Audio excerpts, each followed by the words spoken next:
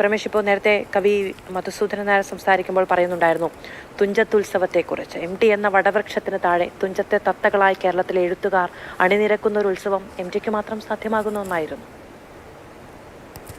അതെ, തിരൂരിലെ തുഞ്ചൻ പറമ്പിൻ്റെ പുനരുദ്ധാരണത്തിനും അതുപോലെ തന്നെ തുഞ്ചൻ സാഹിത്യോത്സവത്തിൻ്റെ തുടക്കത്തിനും കാരണക്കാരനായത് MT വാസുദേവൻ നായരാണ്.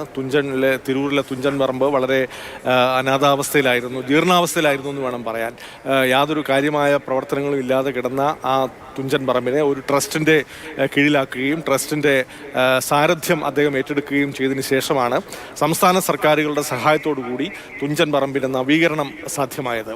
തുടർന്ന് എല്ലാ വർഷവും തുഞ്ചൻ സാഹിത്യോത്സവം സംഘടിപ്പിക്കുകയാണ്. ഇപ്പോൾ സാഹിത്യോത്സവങ്ങൾ നമ്മുടെ മാതൃഭൂമിയുടെ ഫെസ്റ്റിവൽ ഉൾപ്പെടെയുള്ള സാഹിത്യോത്സവങ്ങൾ നിരവധിയാണ്. ശരിക്കും കേരളത്തിൽ ആദ്യത്തെ ഒരു സാഹിത്യോത്സവം തുടങ്ങിയത് MT വാസുദേവൻ നായരാണ് എന്ന് പറയാം. തുഞ്ചൻ സാഹിത്യോത്സവം അത് കേരളത്തിലെ എഴുത്തുകാർ മാത്രമല്ല, ദേശീയ തലത്തിലെ മറ്റു ഭാഷകളിലെ ഒക്കെ തന്നെ എഴുത്തുകാരെ വിളിച്ചു കൊണ്ടുവന്ന് ആദരിക്കുക. അതുപോലെ തന്നെ MT പത്രാധിപരായിരുന്നപ്പോൾ അവരുടെ പല സാഹിത്യകൃതികളും മലയാളത്തിലേക്ക് പരിഭാഷപ്പെടുത്തപ്പെട്ടിട്ടുള്ള ആ രീതിയിൽ മലയാളികൾക്കും കൂടി സുപരിചിതരായ ഇപ്പോൾ ശ്രീകൃഷ്ണ ആലനഹള്ളി പോലുള്ള എഴുത്തുകാർ, കമ്പാറിനെ പോലുള്ള നോവലിസ്റ്റുകൾ, അങ്ങനെ നിരവധി എഴുത്തുകാർ, പുറത്തു നിന്നുള്ള ലീലാ സർക്കാർ, അങ്ങനെയുള്ള പരിഭാഷകർ, അങ്ങനെയുള്ള നിരവധി പേരെ കേരളത്തിൽ കൊണ്ടുവരികയും അവരെ മലയാളികൾക്ക് പരിചയപ്പെടുത്തുകയൊക്കെ ചെയ്തു. അവരെല്ലാം കൊണ്ടുവന്ന് ആദരിക്കാനും തുഞ്ചൻ പറമ്പിന് കൊണ്ടുവരാൻ കഴിഞ്ഞു.